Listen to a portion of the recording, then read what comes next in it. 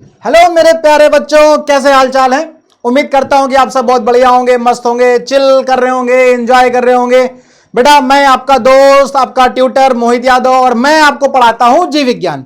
जी हां मेरे प्यारे बच्चों, मैं क्लास 9th के बच्चों को, जो कि ये उदय बैच है क्लास 9th के बच्चों के लिए, तो उदय बैच में क्लास 9th के बच्चों को मैं आप सभी प्यारे प्यारे छोटे छोटे बच्चों को जीव विज्ञान पढ़ाता हूं, जो कि साइंस का, विज्ञान का एक छोटा सा लेकिन बहुत बहुत बहुत महत्वपूर्ण हिस्सा है। ठीक है, तो बेटा आज हम लोग जीव विज्ञान में क्या पढ़ने वाले हैं, ये एक नया इंटरेस्टिंग आज होना चाहिए। क्यों? क्योंकि हम लोगों को पता है कि जीव विज्ञान में आने वाले 2 चैप्टर को हम लोग खत्म कर चुके हैं और आज हम लोग पढ़ेंगे एक नया चैप्टर। जी हां मेरे प्यारे प्यारे बच्चों, आज हम लोग पढ़ेंगे 3rd चैप्टर जीव विज्ञान का। ठीक है, जिसका नाम है जीवों में विविधता। क्या नाम है बेटा? जीवों में विविधता चैप्टर का नाम है। ठीक है, जो कि जीव विज्ञान का 3रा चैप्टर है, 3rd चैप्टर है। ठीक है, ये भी कह सकते हैं कि ये चैप्टर नए सिलेबस के अकॉर्डिंग जो है हट चुका है एनसीईआरटी से, लेकिन फिर भी हम आपको यहां पर पढ़ा रहे हैं। क्यों? आप सोचोगे सर जब ये एनसीईआरटी से हट गया है, न्यू सिलेबस के अकॉर्डिंग जो अभी एनसीईआरटी का नया सिलेबस आया है, पहले ये चैप्टर था एनसीईआरटी पे लेकिन अभी हट गया है, लेकिन फिर भी पढ़ा रहे हैं। क्यों? क्योंकि बेटा ये आपके फ्यूचर के लिए, आपके भविष्य के लिए ये जरूरी है इन सब चीजों को पढ़ना। ठीक है, जो चैप्टर आपके एनसीईआरटी में आ रहे हैं उनको तो पढ़ना बहुत ही जरूरी है, लेकिन अगर जो मेरे प्यारे प्यारे छोटे छोटे बच्चे हैं जो क्लास 9वीं में हैं, वो आगे चलकर क्लास 10वीं में जाएंगे और क्लास 10वीं से फिर उनका एक टारगेट, बहुत से बच्चों का अभी से टारगेट एक फिक्स होता है कि मुझे आगे चल करके, बहुत से बच्चों का टारगेट क्या रहता है कि मुझे मेडिकल करना है या फिर मुझे आईआईटी जेईई में जाना है ना। या अभी से बहुत से बच्चों का टारगेट सेट होगा कि सर मेरे को ना मेरा ड्रीम है या मेरा एम है या मेरे मम्मी पापा चाहते हैं कि मैं डॉक्टर की तैयारी करूं, मैं डॉक्टर बनूं, या मेरे पापा चाहते हैं, मम्मी चाहती हैं कि मैं आईआईटी जेईई की तैयारी करके बहुत बढ़िया इंजीनियर बनूं। ठीक है, बीटेक करें किसी अच्छी यूनिवर्सिटी से, फिर जो है हम जो है इंजीनियरिंग की फील्ड में आगे बढ़ें। बहुत से बच्चे चाहते हैं वो नीट का एग्जाम दे, NEET नीट, जो कि ऑल ओवर इंडिया में एक एग्जाम होता है। किसके लिए होता है? हमारे वो छात्र जो मेडिकल की तैयारी करना चाहते हैं उसके लिए एक एंट्रेंस एग्जाम होता है। ठीक है, ये मैं क्यों बता रहा हूं कि बहुत से बच्चों का टारगेट अभी से, तो बेटा जब आप 11th में जाओगे, जब आप 11th में जाओगे वहां पर आपको सब पढ़ना पड़ेगा। ठीक है, 11th में लगभग 22 चैप्टर, फिर क्लास 12th में लगभग 16 चैप्टर हैं, वो आपको सारे पढ़ने पड़ेंगे। और बहुत अच्छी, मैं आपको एक बात बता दूं आपकी जानकारी के लिए, अगर आपका फ्यूचर, अगर आपका भविष्य आप डॉक्टर बनने में देख रहे हैं तो उसमें फिजिक्स, केमिस्ट्री और बायो, मतलब कि भौतिक विज्ञान, रसायन विज्ञान और जीव विज्ञान, ये तीनों आते हैं। जिसमें जो जीव विज्ञान है ना, जो जीव विज्ञान है वो 50%, मतलब कि आधा। अगर मान लो 180 क्वेश्चन आते हैं एग्जाम में, 180 क्वेश्चन, 180 क्वेश्चन आते हैं तो 90 क्वेश्चन किससे आते हैं? जीव विज्ञान से आते हैं। ठीक है, तो अगर आप या आपके दोस्त या आप ही अगर चाहते हैं कि आप भविष्य में नीट की तैयारी करें, तो जीवों में विविधता ये जो चैप्टर है ये बहुत ही ज्यादा इंपॉर्टेंस रखता है, क्योंकि इसमें हम जो है छोटे से छोटे जीव से लेकर के बड़े से बड़े जीव के बारे में पढ़ते हैं। और सिर्फ जीवों के बारे में ही नहीं बेटा, प्लांट के बारे में, पेड़ पौधों के बारे में भी विस्तृत चर्चा करते हैं। इसके अलावा चाहे बैक्टीरिया हो, जीवाणु, चाहे वायरस हो, विषाणु, या फिर फंजाई हो, कवक, इन सभी चीजों को, या फिर प्रोटोजोआ और पैरामीशियम, अमीबा, डायटम्स, युगलीना, ये सब आप आगे पढ़ेंगे। ये सब इसी चैप्टर्स में आता है। ठीक है, इसके अलावा जो इसकी शुरुआत है वो तो मान लो इसका आगे चल करके आएगा। जो इसकी शुरुआत है जिसको बोलते हैं वर्गीकरण, जिसको आज हम लोग पढ़ने वाले हैं, वो वर्गीकरण बहुत ही ज्यादा महत्वपूर्ण है। उससे मतलब क्वेश्चन आना ही आना है। ये ऐसा चैप्टर है जो नीट में आता ही आता है, उससे क्वेश्चन जरूर आते हैं। तो आपकी जानकारी के लिए ये चैप्टर को पढ़ना, इसको समझना। और अभी भी ऐसा नहीं है कि सिर्फ नीट की अगर आप तैयारी करना चाहते हैं तो उसी के लिए ही, अभी भी क्लास 10th में भी इससे कोरिलेट चीजें बहुत सारी होती हैं। अगर आप इसको नहीं पढ़ेंगे तो फिर आपको 10th में दिक्कत आएगी। और हम या पीडब्ल्यू फिजिक्स वाला ये नहीं चाहते हैं कि आपको, अगर आप आज पढ़ रहे हैं तो कल आपको किसी भी टॉपिक में दिक्कत आए, है ना। तो हम इसको आज ही पढ़ेंगे, मतलब अब इसको लगातार कंटिन्यू करेंगे। जीवों में विविधता, जिसका लेक्चर नंबर पहला है आज। ठीक है, आज इसका लेक्चर नंबर पहला जो हम लोग डिस्कस करेंगे, जिसमें जो है हम लोग बहुत सारी चीजों के बारे में देखेंगे, चाहे वो वर्गीकरण हो, ठीक, चाहे वो वर्गीकरण हो या फिर जो है वर्गीकरण का आधार, वर्गीकरण का क्या आधार है, ठीक है, वर्गीकरण इसका आधार, उसके बारे में चर्चा करेंगे। ठीक है, जीव जंतुओं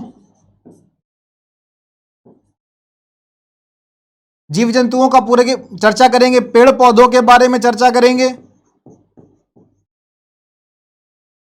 ठीक, जीव जंतु और पेड़ पौधों का क्या वर्गीकरण पढ़ेंगे, है ना, किस तरह से इनको क्या किया गया है, वर्गीकृत किया गया है। इतने सारे से बहुत सारे जीव जंतु हैं, आपने देखा होगा आपके घर के बाहर कुत्ते हैं, बिल्ली है, गाय, भैंस, हाथी, ठीक है, ये तो हैं जो दिख रहे हैं। इसके अलावा जैसे जो जंगलों में होते हैं शेर, चीता, और इसके अलावा बहुत से ऐसे छोटे छोटे जीव जंतु होते हैं जैसे चूहा है, ठीक है। और एक बहुत छोटा सा एग्जांपल ले रहे, जैसे मच्छर है। अब अगर मान लो मच्छर है, वो मच्छर आपको काट रहा है, वो किस में आएगा, तो वो पेड़ पौधों में तो आएगा नहीं, किस में आएगा, जीव जंतु में आएगा ना। लेकिन क्या मच्छर को जिस कैटेगरी में रखेंगे, कॉकरोच को जिस कैटेगरी में रखेंगे, क्या उसी कैटेगरी में जो है हम बिल्ली को, कुत्ते को या फिर शेर को रखेंगे? नहीं रखेंगे ना, ऐसा नहीं करेंगे ना। इसका मतलब क्या, एक वर्गीकरण है, क्या है, एक वर्गीकरण है, एक जो है एक श्रेणी बनाई गई है, उस श्रेणी में हम चीजों को रखेंगे। ठीक है, आप घर में छोटे छोटे पेड़ पौधों को उगाते हैं, गमलों में उगाते हैं। अब गमले में आप नीम का पेड़ तो नहीं उगा सकते, है ना, गमले में आप बरगद का पेड़ तो नहीं उगा सकते ना। क्यों? ये पेड़ बहुत बड़े कटेरिया वाले, बहुत बड़े बड़े हैवी पेड़ होते हैं। लेकिन जो पेड़ ऐसे भी है जो गमले में भी है, ठीक है, कुछ ऐसे होते हैं जो अपने आप जो जिनमें जो है छोटे छोटे होते धागे के आकार की संरचना पाई जाती है, वो ऐसे ऐसे अपने आप चढ़ते रहते हैं, है ना, बहुत सारे ऐसे पेड़ होते हैं। तो ये क्या है, पेड़ पौधों की भी क्या है, एक कैटेगरी है, इसका भी एक अपना वर्गीकरण है कि सभी को एक ही श्रेणी में नहीं रखा गया है। तो ये चीजों को समझना बहुत ही जरूरी हो जाता है। ठीक है, कि पेड़ पौधों को किस में रखते हैं, जीव जंतुओं को किस में रखते हैं, क्या इनमें बैक्टीरिया, जीवाणु या विषाणु या जो है बात करेंगे अगर हम प्रोटोजोआ की, पैरामीशियम की, क्या वो भी इसी जीव जंतु की कैटेगरी में ही आएंगे? क्या आधार होगा, है ना, आधार क्या होगा इनका, इस वर्गीकरण का आधार क्या होगा? ये बहुत ही महत्वपूर्ण टॉपिक है जिसको पढ़ना बहुत ही जरूरी है। ठीक है, तो चलिए शुरू करते हैं और देखते हैं कि आज हम लोगों को क्या क्या पढ़ना है। ठीक, तो जैसा कि मैंने आपको बताया कि आप लोगों को क्या पढ़ना है कि वर्गीकरण क्या है। ठीक, वर्गीकरण क्या है ये देखेंगे, वर्गीकरण का आधार क्या है ये देखेंगे, वर्गीकरण और जैव विकास क्या होता है। ठीक, तो इन महत्वपूर्ण बिंदुओं की चर्चा करेंगे। ओवरऑल हम कह सकते हैं कि आज हम लोगों को परिचय पढ़ना है। क्या पढ़ना है? आज हम लोगों को परिचय पढ़ना है, जिसको हम लोग इंट्रोडक्शन कहते हैं। क्या कहते हैं? जिसको क्या कहते हैं? इंट्रोडक्शन कहते हैं, परिचय। तो आज हम लोगों को परिचय पढ़ना है। किसका परिचय पढ़ना है? जीवों में विविधता का, जीवों में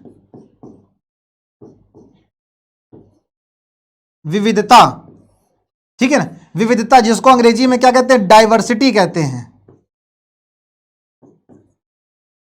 क्या कहते हैं? डाइवर्सिटी कहते हैं। ये जो विविधता है, ठीक है, ये विविधता क्या है, इसका आधार क्या है, इसको समझेंगे।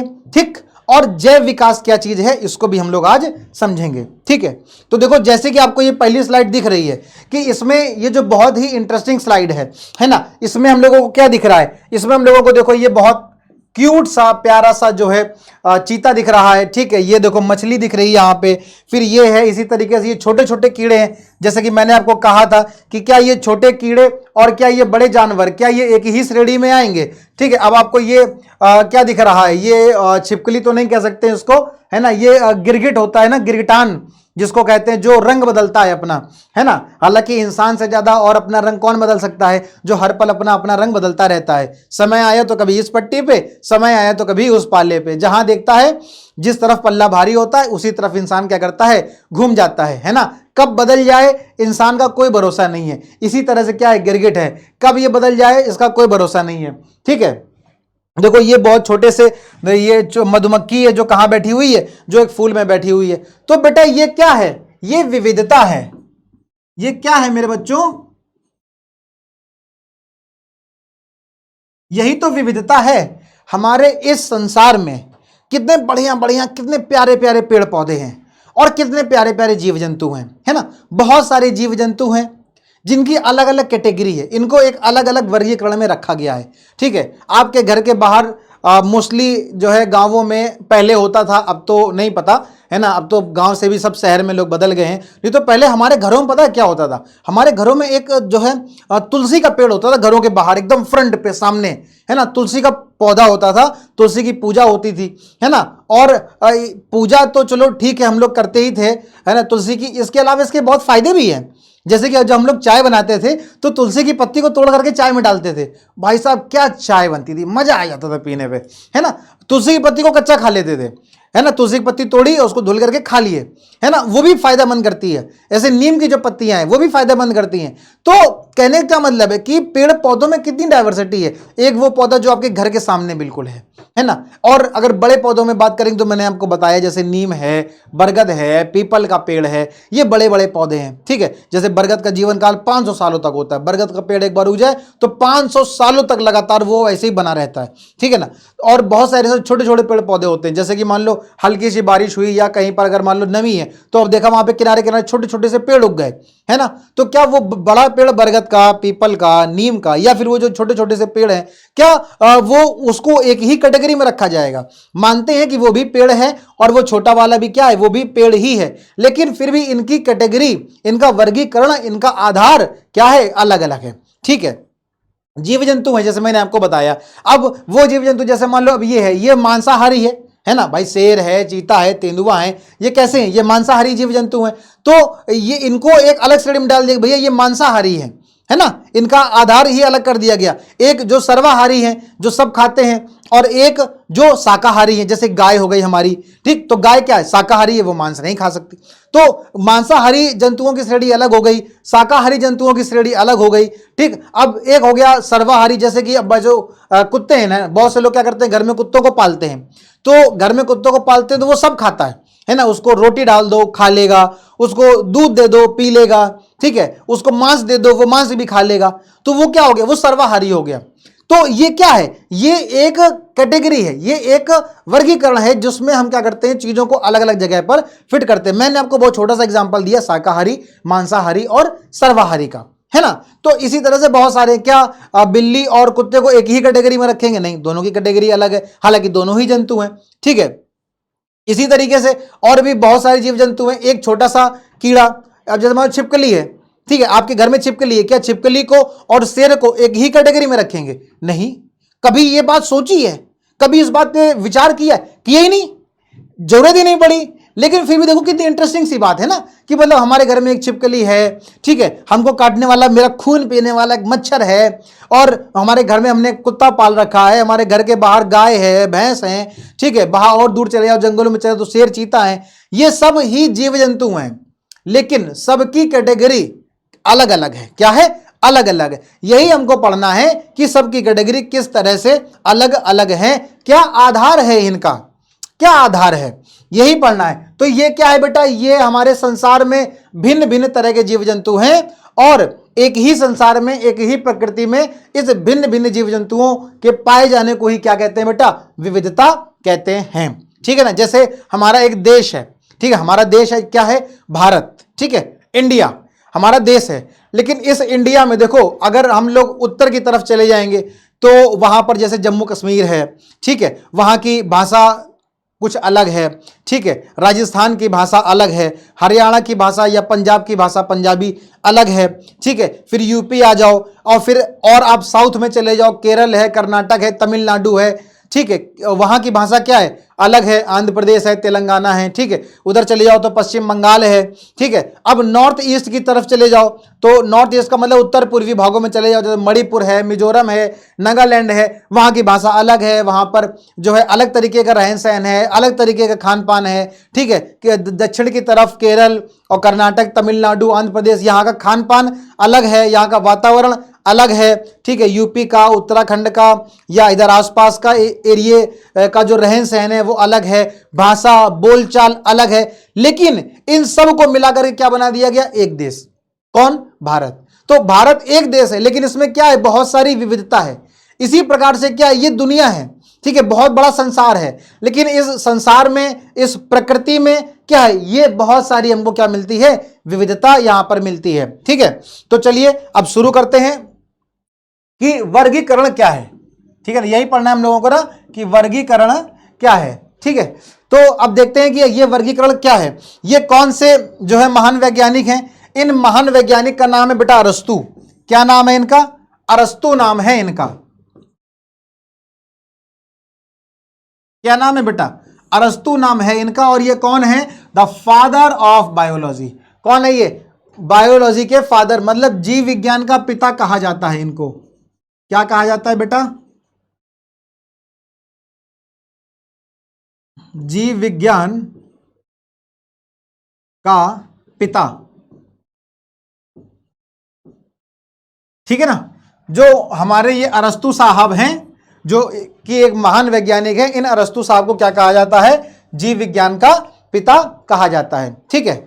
चलो देखते हैं वर्गीकरण क्या है बेटा। जैसे मैंने अभी आपको बताया कि जीव जंतुओं एवं पेड़ पौधों, जीव जंतुओं एवं पेड़ पौधों को उनकी समानता और असमानता के आधार पर, किसके आधार पर बेटा, किसके आधार पर, समानता और असमानता के आधार पर विभिन्न समुदायों एवं वर्गों में रखने की जो विधि है, रखने की जो विधि है, उसी को क्या कहते हैं, उसी को वर्गीकरण कहते हैं।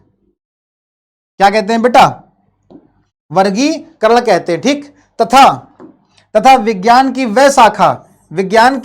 वह शाखा जिसमें सजीवों का मतलब लिविंग है ना, जिंदा होने चाहिए। कैसे होने चाहिए, लिविंग होने चाहिए, सजीव होने चाहिए। कैसे होने चाहिए, सजीवों की हुई तो पढ़ेंगे, चाहे जीव जंतु हो, चाहे पेड़ पौधे हो। किसकी चर्चा करेंगे हम लोग यहां पर, सजीवों की चर्चा करेंगे, निर्जीवों की चर्चा नहीं करेंगे, ठीक है। तो ये जो सजीव हैं, इन सजीवों का वर्गीकरण किया जाता है और इस वर्गीकरण को बेटा वर्गीकी कहते हैं। क्या कहते हैं इसको, वर्गीकी या फिर टैक्सोनॉमी। अंग्रेजी में क्या कहते हैं, टैक्सोनॉमी, और हिंदी में क्या कहते हैं, वर्गीकी कहते हैं, ठीक है। तो क्या है ये वर्गीकरण, किसके आधार पर है बेटा, देखो ध्यान से, किसके आधार पर है ये,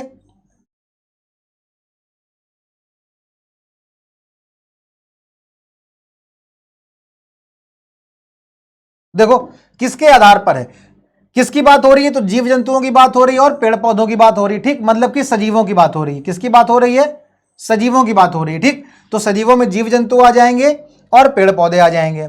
तो जीव जंतुओं और पेड़ पौधों को उनकी समानता, कौन, समानता और असमानता, क्या क्या उनमें समानता है, जीव जंतुओं में क्या समानता है, उस समानता के आधार पर उनको एक श्रेणी में रखा जाएगा। जैसे हम हैं, आप हैं, हम सब क्या हैं, हम सब मनुष्य हैं। तो हम लोगों को किस श्रेणी में रखा गया, मनुष्य की श्रेणी में रखा गया, ठीक है। हम हैं, आप हैं, आपकी बहन है, मम्मी है, पापा हैं, मेरे दोस्त हैं, ठीक है। इन सभी को श्रेणी में, किसकी श्रेणी में रखा गया, मनुष्य की श्रेणी में रखा गया है। जबकि हम सभी के चेहरे क्या हैं, अलग अलग हैं। हमारा और मेरा भाई, उन दोनों के चेहरे क्या हैं, दोनों की शक्ल अलग अलग होगी, लेकिन फिर भी हम दोनों क्या हैं, भाई हैं, हम दोनों ही मनुष्य हैं। तो सभी मनुष्यों को एक श्रेणी में रखा गया। ये क्या है, ये एक समानता है। क्या है, ये समानता है, ठीक है। तो समानता, और अब मनुष्य और जीव जंतुओं, तो मनुष्य को अलग रखा गया है, ठीक, और जीव जंतुओं को अलग रखा गया है, पेड़ पौधों को अलग रखा गया है। तो मनुष्य और पेड़ पौधों में क्या असमानता है, कुछ ना कुछ असमानता होगी, तभी तो उनको पेड़ पौधे बोला जा रहा है, हमको मनुष्य बोला जा रहा है ना। तो समानता और असमानता के आधार पर विभिन्न समुदायों एवं वर्गों में रखने की जो विधि है, जो प्रक्रिया है, जो प्रोसेस है, उस विधि को क्या कहते हैं बेटा, वर्गीकरण कहते हैं। और विज्ञान की वह शाखा, अब यहां से आपको याद करना है, विज्ञान की वह शाखा जिसमें हम सजीवों के वर्गीकरण किया जाता है, जिसमें सजीवों का क्या किया जाता है, वर्गीकरण किया जाता है, उसको बेटा वर्गिकी कहते हैं। ठीक, अब जिनकी फोटो लगी है वो कौन है, वो यूनान के रहने वाले एक विचारक हैं, फिलोसफर हैं, जिनका नाम है अरस्तु, जिनको मैंने बताया कि इनको बेटा जीव विज्ञान का पिता कहा जाता है। इन्होंने जो है जीवों का वर्गीकरण किया। क्या किया, जीवों का वर्गीकरण किया। किसके आधार पे किया, कि कुछ जीव स्थल में मतलब जमीन में पाए जाते हैं, कुछ जीव जल में पाए जाते हैं मतलब कि पानी में पाए जाते हैं, जबकि कुछ जीव कहां पाए जाते हैं, वायु में पाए जाते हैं। इनमें रहने के आधार पर किया था क्या, जीवों का वर्गीकरण किया था। क्या किया था, क्या किया था, जीवों का क्या किया था, जीवों का वर्गीकरण किया था। ठीक है, किसके आधार पर, तो स्थल जल और वायु के आधार पर अरस्तु नामक वैज्ञानिक ने, जिनको जीव विज्ञान का पिता कहा जाता है, इन्होंने जीवों का वर्गीकरण किया था। तो आइए देखते हैं इन्होंने जीवों का वर्गीकरण किस आधार पर किया था। तो अगर हम अरस्तु साहब की बात करें,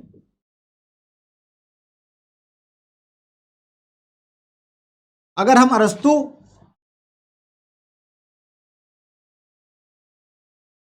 अरस्तु का वर्गीकरण, अरस्तु का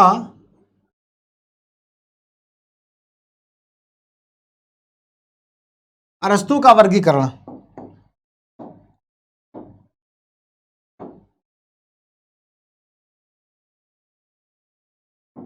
अगर हम अरस्तु के वर्गीकरण की बात करेंगे तो इन्होंने इन्होंने क्या किया, इन्होंने दो आधार दिए। पहले में किसको रखा, पेड़ पौधों को रखा, पहले में किसको रखा, पेड़ पौधों को रखा, और दूसरे में जीव जंतुओं को रखा, जीव जंतु। ठीक, अगर अरस्तु के वर्गीकरण की बात करेंगे तो जो अरस्तु नामक महान वैज्ञानिक हैं, इन्होंने दो वर्गीकरण बताए। पहला जिसमें इन्होंने पेड़ पौधों को रखा,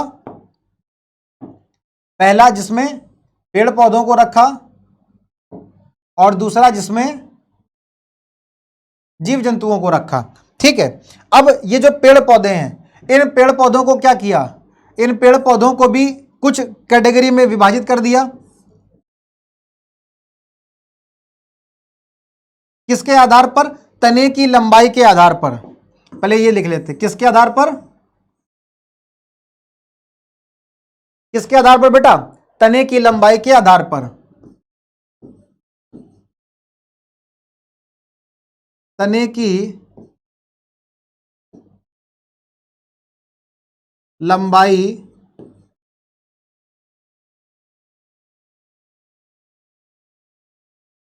के आधार पर क्या इन्होंने लिया, तने की लंबाई। ठीक,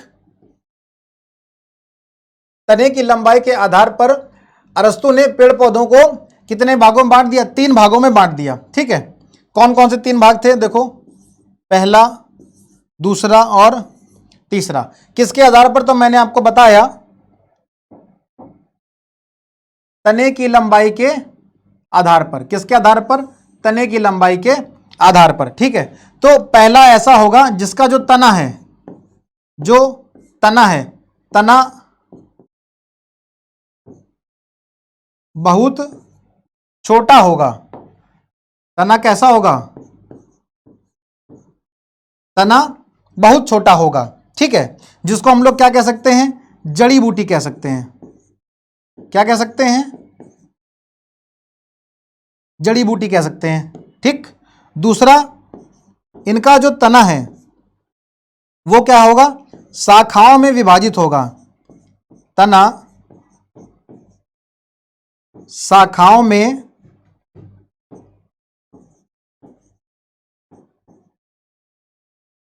विभाजित। ठीक, तना क्या होगा, शाखाओं में विभाजित होगा, तथा तथा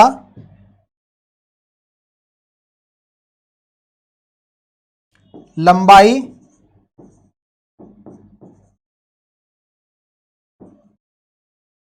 लंबाई में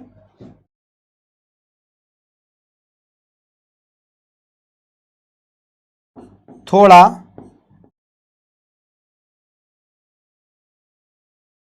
ऊंचा होगा। ठीक, तना जो है वो शाखाओं में विभाजित होगा, तना जो है वो शाखाओं में विभाजित होगा और लंबाई में थोड़ा सा ऊंचा होगा। ठीक, जिसको हम लोग क्या बोलेंगे, जिसको हम लोग बोलेंगे झाड़ियां। क्या बोलेंगे, झाड़ियां बोलेंगे। ठीक, और तीसरा की अगर बात करेंगे तो इसमें जो तने की लंबाई क्या होगा, तना,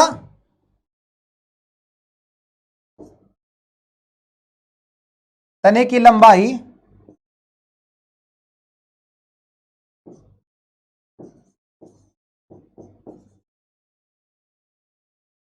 तने की लंबाई ज्यादा होगी।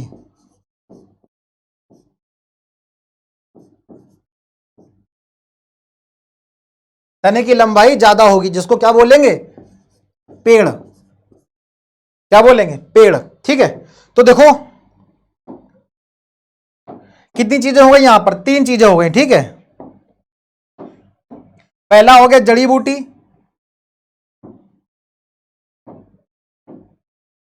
पहला हो गया जड़ी बूटी। ठीक, दूसरा है झाड़ियां, दूसरा है झाड़ियां, और तीसरा है पेड़। तीसरा क्या है, पेड़। ठीक, तो पेड़ पौधों को तने की लंबाई के आधार पर, पेड़ पौधों को तने की लंबाई के आधार पर अरस्तु ने क्या किया, जो पेड़ पौधे इनको 3 भागों में बांट दिया, एक जड़ी बूटी में, एक झाड़ियों में और एक पेड़ में। किसके आधार पर, तने की लंबाई के आधार पर। एक का तना बहुत छोटा होगा जिसको जड़ी बूटी कहेंगे। ठीक है, दूसरा जो तना है वो शाखाओं में विभाजित होगा और लंबाई में थोड़ा सा ऊंचा होगा, ज्यादा ऊंचा नहीं होगा, ज्यादा ऊंचा नहीं होगा, थोड़ा सा ऊंचा होगा। ठीक, और तीसरा वो तने की लंबाई उसकी ज्यादा होगी, जिसको क्या बोलेंगे, पेड़ बोलेंगे। ठीक, ठीक इसी प्रकार से जब हम बात करेंगे जीव जंतुओं की, किसकी बात करेंगे, जीव जंतुओं की, तो जीव जंतुओं को भी, जीव जंतुओं को इन्होंने कितने भागों में बांट दिया, जीव जंतुओं को इन्होंने 3 भागों में बांट दिया। ठीक, कितने भागों में बांट दिया उन्होंने, 3 भागों में बांट दिया। पहला, पहला स्थलचर, या पहला ले ले चलो, पहला जो कहां रहेंगे, जल में रहेंगे, जल में, जल में रहने वाले जीव जंतु। ठीक, दूसरा स्थल में रहने वाले,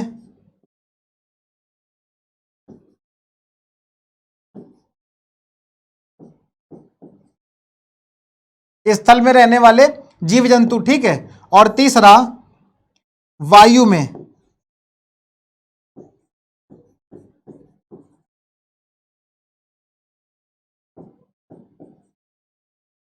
वायु में रहने वाले जीव जंतु। ठीक है,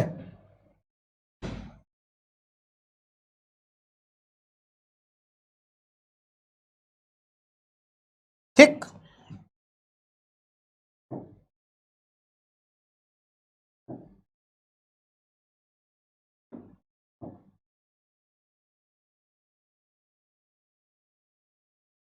ठीक है।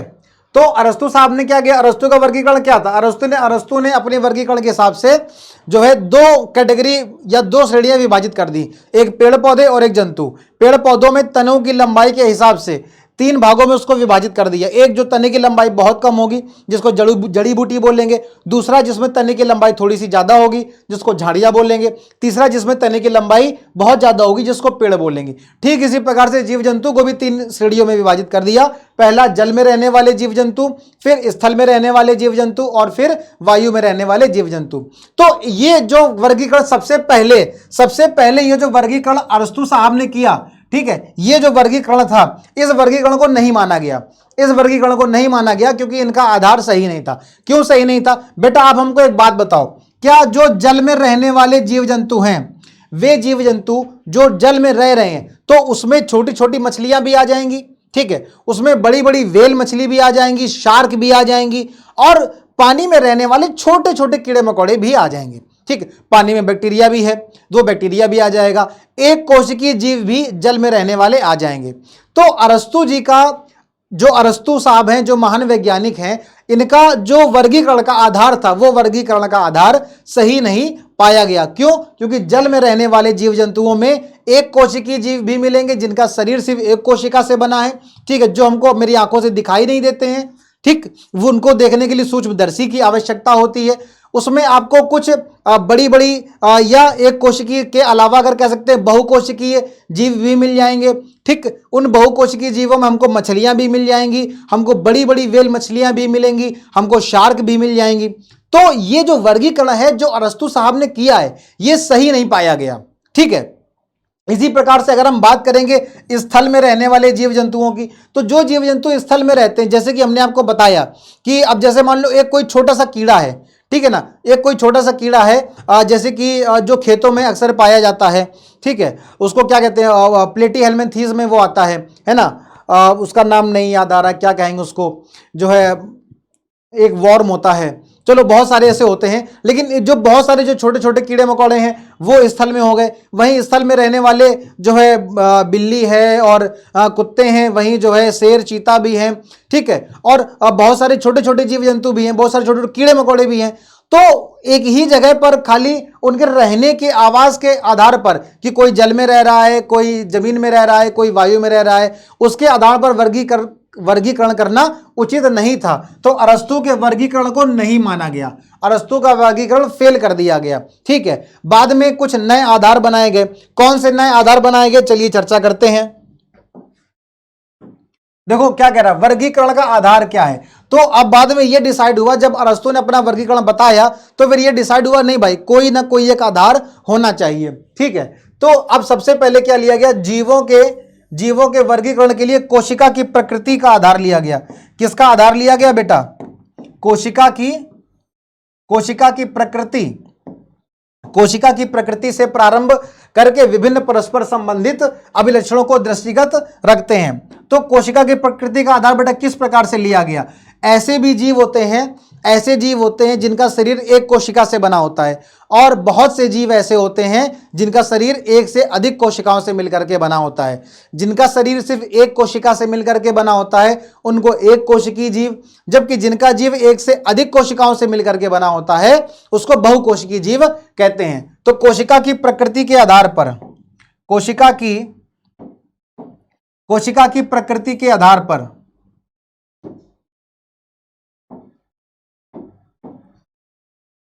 ऐसे जीव जिनका शरीर सिर्फ एक कोशिका से बना है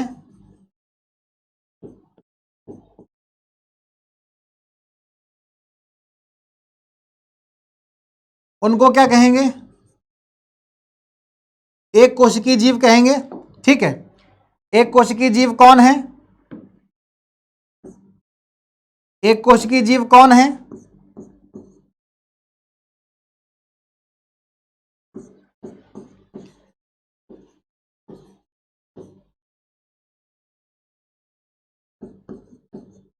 ऐसे जीव जंतु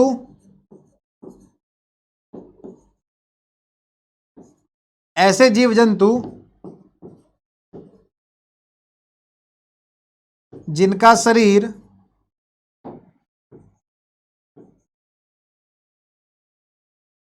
एक कोशिका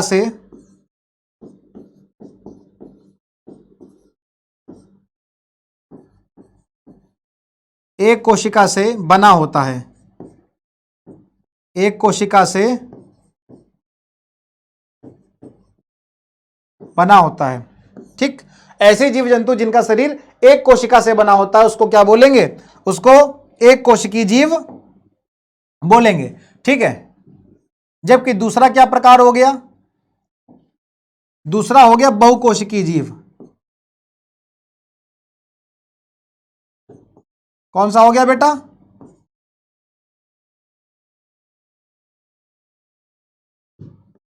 बहुकोशिकीय जीव। अब ये बहुकोशिकीय जीव क्या है, बहुकोशिकीय जीव क्या है, ऐसे जीव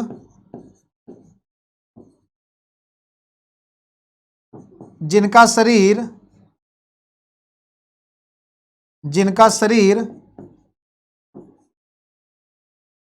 एक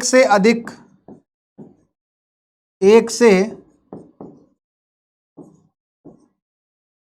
एक से अधिक कोशिका से बना होता है।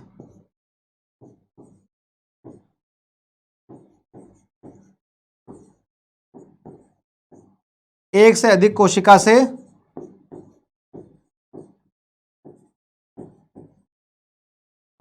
बना होता है। ठीक, तो ऐसे जीव जिनका शरीर एक कोशिका से बना होगा, जब सिर्फ एक कोशिका से बना होगा तो उसको क्या बोलेंगे? उसको बोलेंगे एक कोशिकीय जीव। क्या बोलेंगे बेटा? एक कोशिकीय जीव बोलेंगे। ठीक, और वहीं पे अगर एक से अधिक कोशिकाओं से बना है तो उसको क्या बोलेंगे?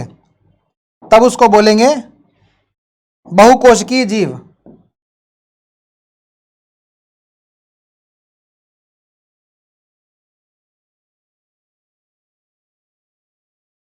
ठीक, क्या बोलेंगे उसको? बहुकोशिकीय जीव बोलेंगे। और बहुकोशिकीय जीव ऐसे जीव हैं जिनका शरीर एक से अधिक कोशिका से बना होता है। ठीक, तो ये बेटा कौन सा आधार हो गया? ये हो गया कोशिका की प्रकृति का आधार। किसका आधार हो गया? कोशिका की प्रकृति का आधार। इसी तरह से अगर आप देखेंगे तो ये वाला जो दूसरा पॉइंट लिखा है, दूसरे पॉइंट में लिखा है केंद्रक का वर्गीकरण। केंद्रक वर्गीकरण आधारभूत का लक्षण हो सकता है। अब ये जो केंद्रक है बेटा, ये केंद्रक आधारभूत का लक्षण किस प्रकार से हो सकता है? तो अगर हम लोग इसको देखेंगे तो यहां पर दो लक्षण आएंगे। पहला क्या आएगा? पहला होगा प्रोकैरियोटिक कोशिका।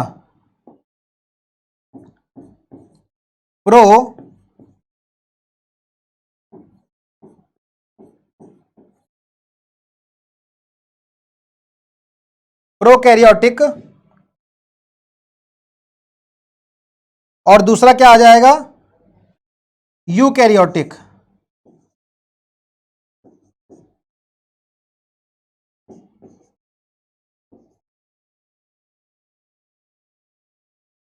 ठीक, एक आ गया प्रोकैरियोटिक और दूसरा हो गया यूकैरियोटिक।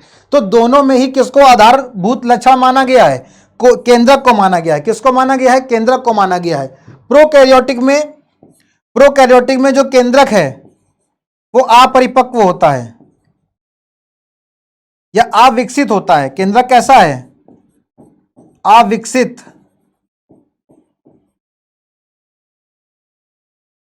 ठीक, या अल्प विकसित। और यूकैरियोटिक में केंद्रक कैसा होगा? विकसित होगा।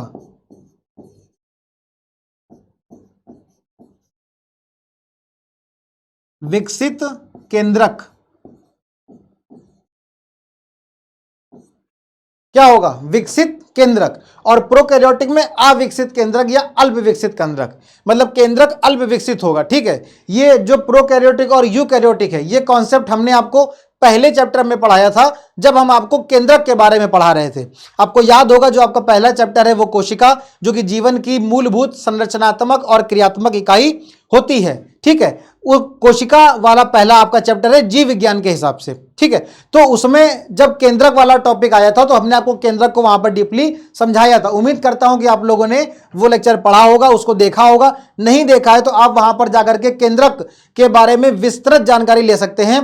केंद्रक के बारे में वहां पर हमने पूरी की पूरी चर्चा करी है। लगभग आधे घंटे सिर्फ केंद्रक के बारे में हमने आपको बताया था, और केंद्रक में पाए जाने वाले गुणसूत्र की भी वहां पर चर्चा करी थी। ठीक है, तो आप उसको वहां पर जाकर के बहुत अच्छे से देख सकते हैं। ठीक है, फिलहाल हम आपको यहां पर यह बता रहे हैं कि जो वर्गीकरण का आधारभूत लक्षण है वो केंद्रक हो सकता है, और किस प्रकार से हो सकता है तो आपको जानकारी दे दें कि जब केंद्रक अविकसित होगा या अल्प विकसित होगा उसको प्रोकैरियोटिक कोशिका बोलेंगे, जबकि केंद्रक विकसित होगा, ठीक है, पूरी तरीके से डेवलप होगा, पूरी तरीके से विकसित होगा, तो उसको प्रोकैरियोटिक कोशिका या प्रोकैरियोटिक जीव बोला जाएगा। ठीक, तो ये प्रोकैरियोटिक जीव हो गया और यूकैरियोटिक जीव हो गया। तो दो यहां पर हमको लक्षण मिल गए।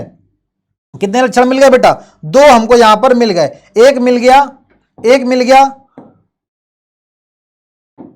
एक हमको मिला कोशिका की प्रकृति, और दूसरा हमको मिल गया केंद्रक। दूसरा क्या मिल गया? केंद्रक मिल गया। ठीक है, चलो, तो दो आधारभूत लक्षण हो गए कि रिवाइज कर लेते हैं। कोशिका की प्रकृति की बात करेंगे तो एक कोशिकीय जीव और बहुकोशिकीय जीव की चर्चा करेंगे। एक कोशिकीय जीव में जो जीवों का शरीर है वो एक कोशिका का बना होता है। अगर उदाहरण की बात करेंगे तो यहां पर हम लोग जीवाणुओं को ले सकते हैं, यहां पर हम लोग पैरामीशियम को ले सकते हैं, अमीबा को ले सकते हैं, युगलिना को ले सकते हैं। बहुत सारे यहां पर उदाहरण हैं जिसकी चर्चा आगे विस्तृत करी जाएगी। ठीक है, अगर बहुकोशिकीय जीव की बात करते हैं तो एक से अधिक कोशिका से मिलकर के यहां पर जीवों का शरीर बना होता है, जिसको बहुकोशिकीय जीव कहते हैं, जिसमें हम लोग पेड़ पौधों की चर्चा करते हैं, जिसमें हम लोग जीव जंतुओं की चर्चा करते हैं। तो पेड़ पौधे और जीव जंतु बहुकोशिकीय जीव का क्या है, उदाहरण है। वहीं दूसरे अगर वर्गीकरण आधार की बात करेंगे तो दूसरा आधार हो गया केंद्रक। केंद्रक की उपस्थिति, तो केंद्रक अगर विकसित है, तो उसको यूकैरियोटिक जीव बोलेंगे, और अगर केंद्रक अल्प विकसित है तो उसको प्रोकैरियोटिक जीव बोला जाएगा। ठीक है, चलिए तीसरे आधार की बात करते हैं। तीसरा आधार क्या है, तो देखिए यहां पर एक क्वेश्चन लिखा हुआ है आपके सामने, एनसीईआरटी में भी यही क्वेश्चन पड़ा हुआ है। और क्वेश्चन क्या है कि क्या जीव का मतलब यहां पर किससे लिया गया है, पेड़ पौधों से लिया गया है। क्या जीव प्रकाश संश्लेषण की क्रिया के द्वारा अपना भोजन स्वयं बना सकते हैं। तो क्या पेड़ पौधे अपना भोजन स्वयं बना सकते हैं, यह क्वेश्चन है। तो आपको बताना है क्या भोजन स्वयं बना सकते हैं, अगर बना सकते हैं तो कैसे बना सकते हैं, यह तो बात की बात है। ठीक है, तो यहां पर तीसरी चर्चा क्या है, तो पहले तो हम लोग इसको समझ लेते हैं कि क्या पौधे प्रकाश संश्लेषण की क्रिया के द्वारा अपना भोजन स्वयं बना सकते हैं। तो इसका आंसर है हां, इसका आंसर है हां।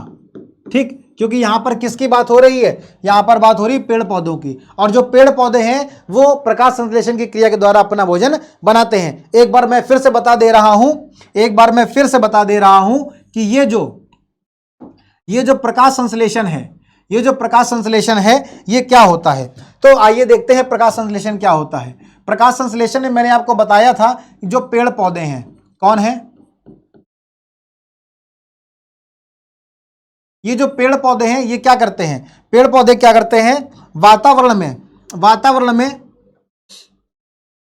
पाई जाने वाली जो सूर्य के प्रकाश होता है, वातावरण में क्या पाया जाता है, सूर्य का प्रकाश पाया जाता है। ठीक है, तो एक हो गया सूर्य का प्रकाश,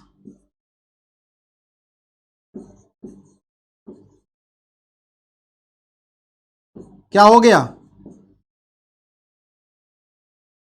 सूर्य का प्रकाश, और एक होता है हरित लवक।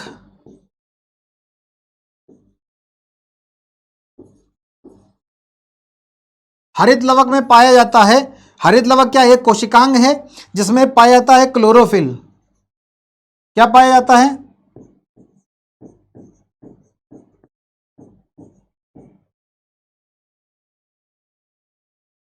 क्लोरोफिल वर्णक। ठीक, तो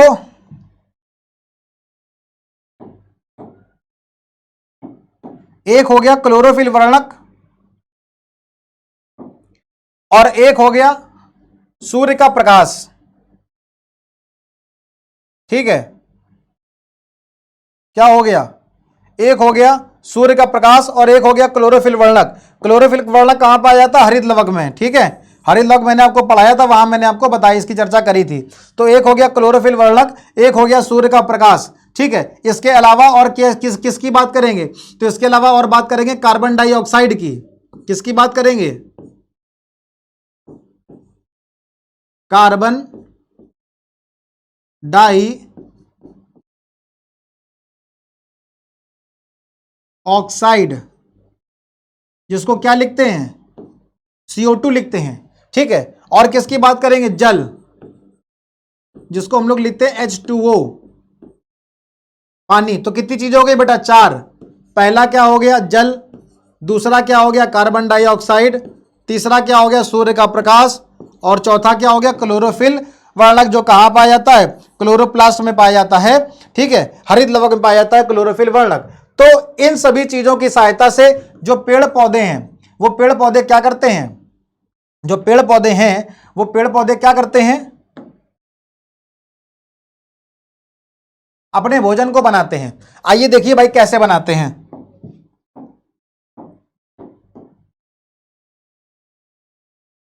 क्या रिएक्शन होती है, किस तरह से बनाते हैं, देखो,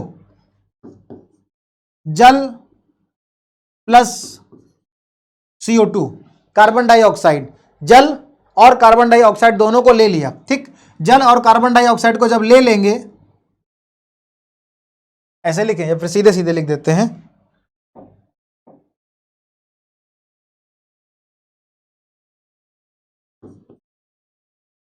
जल प्लस कार्बन डाइऑक्साइड को ले लिया, ठीक है ना, क्या बना दिया, कार्बोहाइड्रेट बना दिया। कौन सा कार्बोहाइड्रेट, C6H12O6, जिसको क्या कहते हैं, जिसको ग्लूकोज कहते हैं। क्या कहते हैं बेटा, ग्लूकोज। और ग्लूकोज क्या है, कार्बोहाइड्रेट है। ग्लूकोज क्या है, कार्बोहाइड्रेट है, ठीक। और क्या निकाल दिया, और क्या निकाल दिया, ऑक्सीजन गैस निकाल दी। क्या निकाल दिया, ऑक्सीजन गैस निकाल दी। ये ऑक्सीजन गैस वापस से कहां चली जाती है, वातावरण में चली जाती है, ठीक। तो वातावरण में उपस्थित कार्बन डाइऑक्साइड गैस और भूमि में या मिट्टी में पाए जाने वाला जल, दोनों को ले लिया, और दोनों को लेने के बाद सूर्य के प्रकाश, क्या ले लिया, सूर्य का प्रकाश और क्लोरोफिल की सहायता से,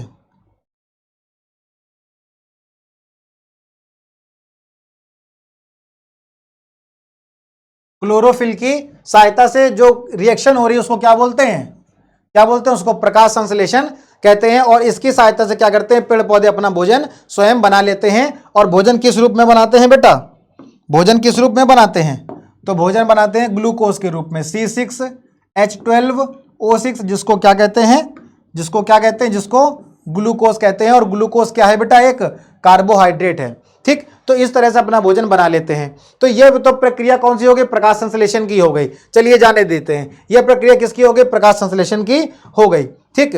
तो अब यह प्रकाश संश्लेषण की प्रक्रिया जिसके माध्यम से पेड़ पौधे क्या कर रहे हैं, अपना भोजन स्वयं बना लेते हैं। क्या करते हैं, अपना भोजन स्वयं बना लेते हैं। तो यह क्रिया हो गई प्रकाश संश्लेषण की। तो क्वेश्चन तक क्या, जीव मतलब कि पेड़ पौधे प्रकाश संश्लेषण की क्रिया के द्वारा अपना भोजन बनाते हैं, हाँ बनाते हैं। किस तरह से बनाते हैं, ये रिएक्शन होती है। कौन कौन सी चीजें महत्वपूर्ण है, ये 4 चीजें महत्वपूर्ण यहां पर होती हैं, ठीक है। तो बेटा, तो जो है कितनी चीजें हम लोगों ने देखी। अगर वर्गीकरण के आधार की बात करें, वापस से आ जाते हैं, वर्गीकरण का आधार। तो इस वर्गीकरण के आधार में कितनी चीजें हो गई। पहली क्या चीज हो गई, पहली हो गई कोशिका, कोशिका की संरचना या कोशिका की प्रकृति, कोशिका की प्रकृति, ठीक। दूसरा हो गया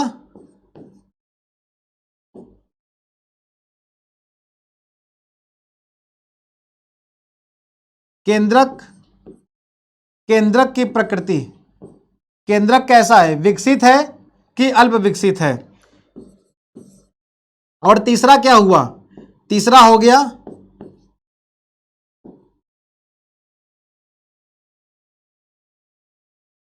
भोजन प्राप्त करने की प्रकृति, ठीक है। समझाते हैं भी इसको और अच्छे से। देखो, अगर कोशिका की प्रकृति की बात करेंगे बेटा, किसकी बात करेंगे, कोशिका की प्रकृति की बात करेंगे, तो कोशिका की प्रकृति के हिसाब से, कोशिका की प्रकृति के हिसाब से 2 तरह की कोशिकाएं हो जाएंगी। एक हो गई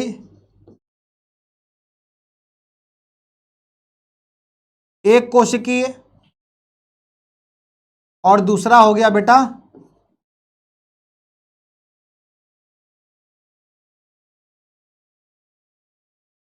बहुकोशिकीय, ठीक। इसी तरह से अगर आप बात करेंगे केंद्रक की प्रकृति की, किसकी बात करेंगे, केंद्रक की प्रकृति। तो केंद्रक की प्रकृति के हिसाब से क्या हो जाएगा, केंद्रक की प्रकृति के हिसाब से हो जाएगा प्रोकैरियोटिक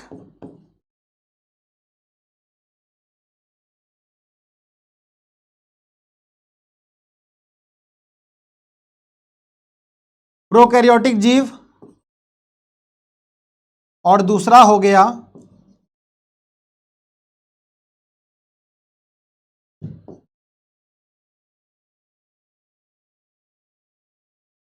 यूकैरियोटिक जीव। अगर बात करेंगे किसकी, भोजन प्राप्त करने की प्रकृति, तो एक हो गया स्वपोषी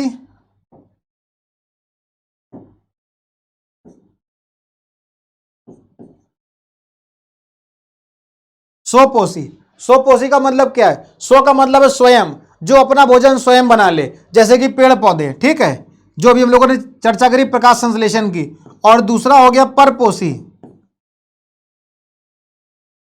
तो परपोषी क्या है? परपोषी जो अपने भोजन के लिए दूसरों पर निर्भर रहे। परपोषी क्या है? जो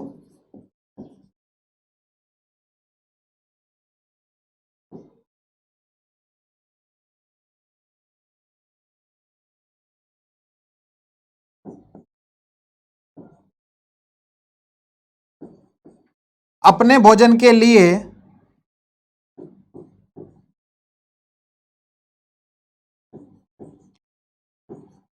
दूसरे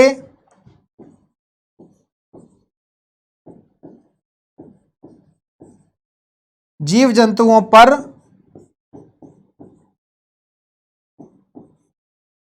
निर्भर रहते हैं। ठीक, जो अपने भोजन के लिए दूसरे जीव जंतुओं पर निर्भर रहते हैं, वो कौन होते हैं? वो परपोषी होते हैं। जबकि स्वयपोषी कौन है? स्वय का मतलब है स्वयं, जो अपना भोजन, ऐसे जीव जंतु जो अपना भोजन स्वयं बना लें, अपना भोजन स्वयं बना लेते हैं।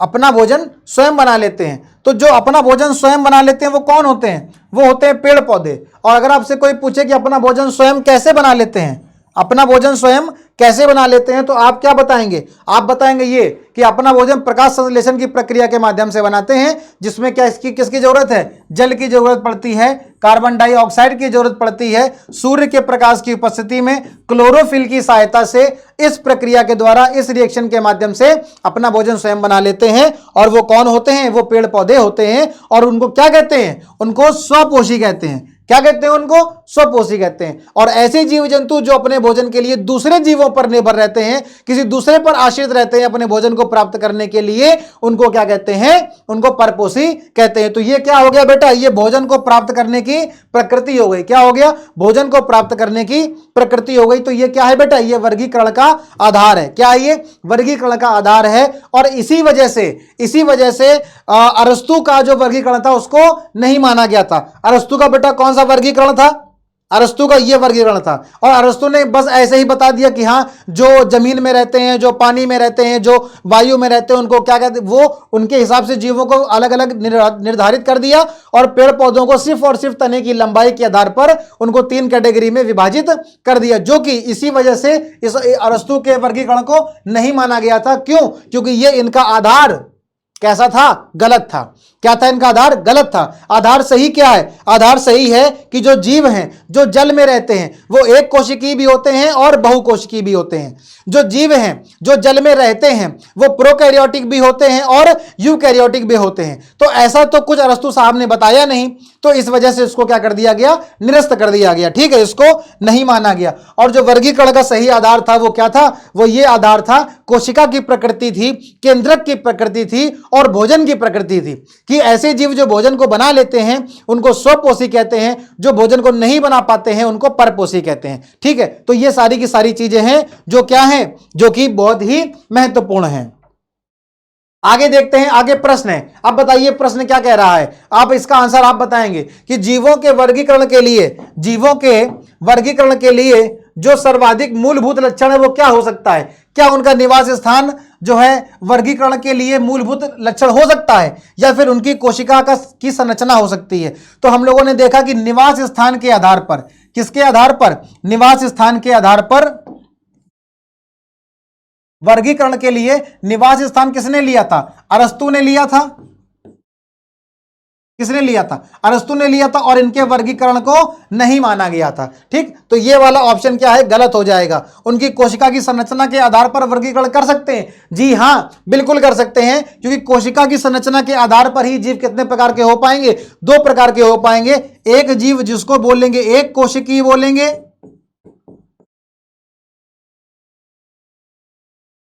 और दूसरे को क्या बोलेंगे? बहुकोशिकीय बोलेंगे।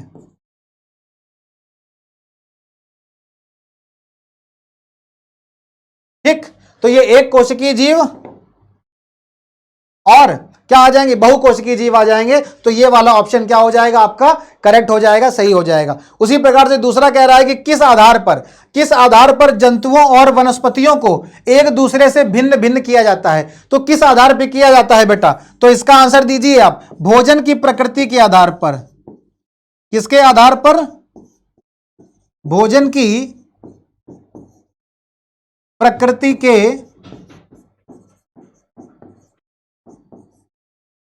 आधार पर। किसके आधार पर? भोजन की प्रकृति के आधार पर जंतुओं और वनस्पतियों को एक दूसरे से भिन्न रखा जाता है। जो जंतु हैं वो किसमें आ जाएंगे बेटा? जंतु किसमें आ जाएंगे? जंतु किसमें आ जाएंगे? जंतु आ जाएंगे परपोषी में। किसमें आ जाएंगे? परपोषी में आ जाएंगे। जबकि जो वनस्पतियां हैं वो किसमें आ जाएंगी? वो आ जाएंगी स्वपोषी में। किसमें आ जाएंगी? वो स्वपोषी में आ जाएंगे। ठीक है, चलिए आगे बढ़ते हैं। आगे कह रहा है कि वर्गीकरण और जैव विकास क्या है। अब यहां पर हमको बताना है जैव विकास के बारे में। किसके बारे में बताना है बेटा? जैव विकास के बारे में बताना है। तो जैव विकास क्या है पहले उसको समझते हैं। तो देखो ये जो चित्र आपको यहां पर दिख रहा है, ये नीचे वाला, तो ये चित्र क्या दर्शा रहा है? ध्यान से देखो इस चित्र को। आज आप कैसे हैं? आज आप ऐसे हैं। ठीक, आज आप इतने स्मार्ट लग रहे हैं। तो क्या आज जो हमारा शरीर की संरचना है, आज हम एकदम सीधे खड़े हो जाते हैं, आज हम एकदम सही अक्षरों में सही शब्दों में बात कर लेते हैं, आज हम अपने हाथों का सही इस्तेमाल करते हैं, पैरों का सही इस्तेमाल करते हैं। क्या आज से बहुत सालों पहले, क्या आज से लाखों वर्ष पहले, हजारों सालों पहले क्या हम ऐसे ही थे? नहीं। तब हम कैसे थे? तब हम इसकी तरह थे। कैसे थे? तब हम एक बंदर की तरह थे। ठीक है, फिर धीरे धीरे पहले हम 4 हाथों से चलते थे, या कह लो कि 4 पैरों से चलते थे। ठीक है, मतलब हाथ नहीं थे, हाथ भी क्या थे? पैर ही थे। ठीक, तो 4 पैरों का इस्तेमाल करते थे। फिर धीरे धीरे 2 पैरों का इस्तेमाल करना चालू किया, और इन 2 पैरों को इनका इस्तेमाल बंद कर दिया और इनसे दूसरे काम को करने लगे। ठीक है, पहले देखो, पहले 2 पैरों और ये 2 हाथों, जिसको आज हम लोग हाथ कहते हैं, वो पहले भी क्या थे? वो पैर थे। तो 4 पैरों का इस्तेमाल किया जाता था। ठीक है, लेकिन फिर धीरे धीरे 2 हाथों का इस्तेमाल करना बंद कर दिया गया और 2 पैरों का ही इस्तेमाल करने लगे। ठीक, और एकदम सीधे खड़े होकर के चलने लगे। कैसे चलने लगे? सीधे खड़े होकर चलने का प्रयास करने लगे। और फिर कुछ समय बाद, पहले हमारे शरीर में बहुत सारे बाल हुआ करते थे, फिर धीरे धीरे हमारे शरीर से बाल जो है कम होना चालू हुए। जब बाल कम होना चालू हुए तो यहां पर पहले ये लोग कुछ नहीं पहनते थे, फिर यहां पर इन्होंने कपड़े पहनना चालू कर दिया। ठीक है, ठीक है ना। तो इस तरह से ये परिवर्तन आए और आज हम लोग बढ़िया एकदम स्मार्ट से होकर के घूमते हैं। ठीक है, ठीक है ना। तो ये क्या है? ये एक इवोल्यूशन है, ये एक जैव प्रक्रिया है। ठीक है, तो पहले हमारा शरीर आज हम जैसे दिख रहे हैं, हम पहले वैसे नहीं थे। पहले हम कैसे थे? पहले हमारा जो शरीर की संरचना है वो किसी और तरह की थी, आज हमारे शरीर की संरचना एकदम अलग है। तो ये क्या हुआ है? ये धीरे धीरे हमारे शरीर का क्या हुआ? एक विकास हुआ है। ठीक है, हमारे काम करने के हिसाब से हमारे शरीर की संरचना में परिवर्तन आया है। ठीक है, तो इसी प्रकार से ये चीज क्या है? ये बेटा जैव विकास है। क्या है? जैव विकास है। अब देखो, समझो यहां पर क्या लिखा हुआ है। देखो यहां पे क्या लिखा है कि जैव विकास की जो अवधारणा है, उस अवधारणा को वर्गीकरण से अगर हम जोड़ते हैं तो फिर हम क्या पाते हैं कि जो कुछ जीव हैं, उन समूहों की जो शारीरिक संरचना है, वो शारीरिक संरचना प्राचीन काल में, बहुत पहले प्राचीन काल से लेकर के आज तक कोई खास परिवर्तन नहीं हुआ है। लेकिन कुछ जीव समूहों की जो शारीरिक संरचना है उसमें परिवर्तन दिखाई दिए हैं। अगर हम बात करते हैं पहले प्रकार के जीवों की, तो पहले प्रकार के जीवों को आदिम कहा जाता था, या फिर निम्न जीव कहा जाता था, या बेटा पुराने जीव कहते थे, जबकि जो दूसरे प्रकार के जीव हैं उनको उन्नत जीव या फिर उच्च जीव या फिर नए जीव कहा जाता है। तो ये जो नए जीव शब्द है ये सही है, और जो पुराने जीव शब्द है इसको ज़्यादा यूज़ किया जाता है। निम्न जीव या उच्च जीव के शब्दों का कम इस्तेमाल किया जाता है, या फिर आदिम या उन्नत जीवों का इस्तेमाल, इन शब्दों का इस्तेमाल कम किया जाता है। ठीक है, तो आदिम या निम्न जीव या पुराने जीव कौन है? ये वो हैं जो बहुत समय पहले जीव पाए जाते थे। ठीक है, जो बहुत समय पहले, हजारों साल पहले, लाखों साल पहले जो जीव पाए जाते थे वो कौन से जीव हो गए? वो निम्न जीव हो गए, वो छोटे हो गए, वो अपने चारों पैरों का इस्तेमाल करते थे। ठीक है, वो अपने शरीर का सही इस्तेमाल नहीं कर पाते थे, इसलिए उनको आदिम कहा जाता था। वो खाने का सही इस्तेमाल नहीं करते थे। ठीक है ना, कैसे खाना है जो है, आग की खोज उस समय नहीं होती, फिर आग की खोज हुई, उसके बाद भी कच्चा भोजन ही खाते थे, लेकिन फिर धीरे धीरे भोजन को पका के खाने लगे, फिर धीरे धीरे जो है फूल फलों का इस्तेमाल करने लगे, फिर खेती करने लगे। तो पहले वो निम्न जीव थे, पहले वो पुराने जीव थे, लेकिन जैसे जैसे परिवर्तन हुआ, जैसे जैसे जैव विकास हुआ, क्या हुआ? जैसे जैसे ये विकास हुआ वैसे वैसे जीवों की संरचना भी बदली, और दूसरे प्रकार के जीवों को फिर क्या बोला गया? उन्नत बोला गया, उच्च जीव बोला गया, या फिर नए जीव बोला गया। ठीक है,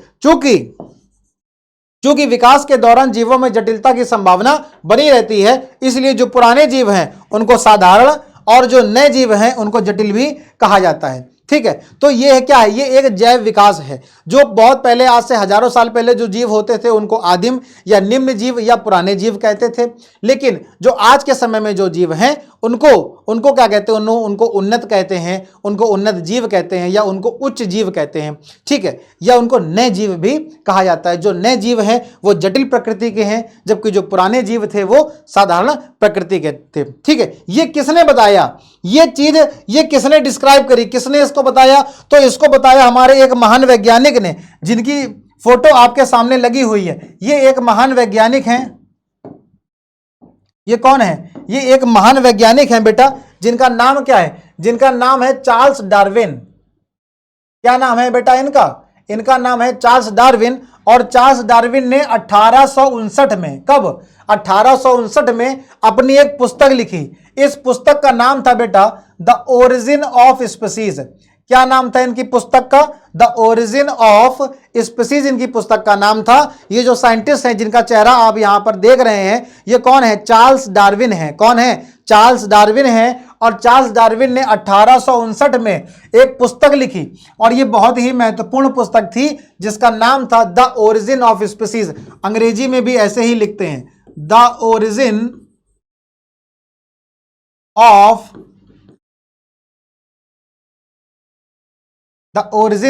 स्पीसीज। जो द ओरिजिन ऑफ स्पीसीज क्या है? ये पुस्तक का नाम है। इसमें इन्होंने क्या बताया? इसमें इन्होंने जैव विकास के बारे में बताया। किसके बारे में बताया बेटा? जैव विकास के बारे में बताया। और जैव विकास के बारे में इन्होंने क्या बताया? इन्होंने बताया जैव विकास क्या है। तो उन्होंने कहा हम जितने भी जीवों को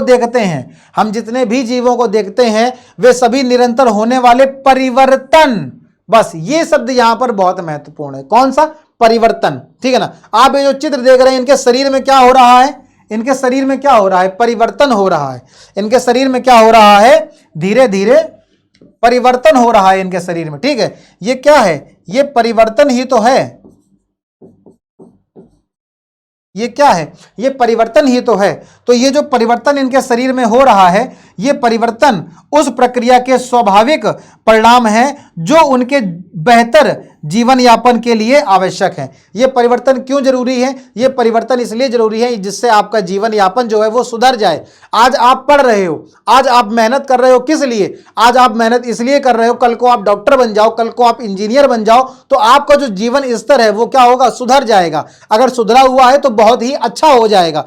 आज की तुलना में आपका जो जीवन है वो कहीं ज्यादा अच्छा हो जाए, उसके लिए आप आज मेहनत कर रहे हो। और अगर आप आज मेहनत नहीं करोगे, अगर आप आज पढ़ाई नहीं करोगे, अगर आप दिन में 4 से 6 घंटे मेहनत नहीं करोगे, आप आज भी वही रहोगे जो पहले थे। आपको आज भी उतना ही आता है जितना पहले आता था।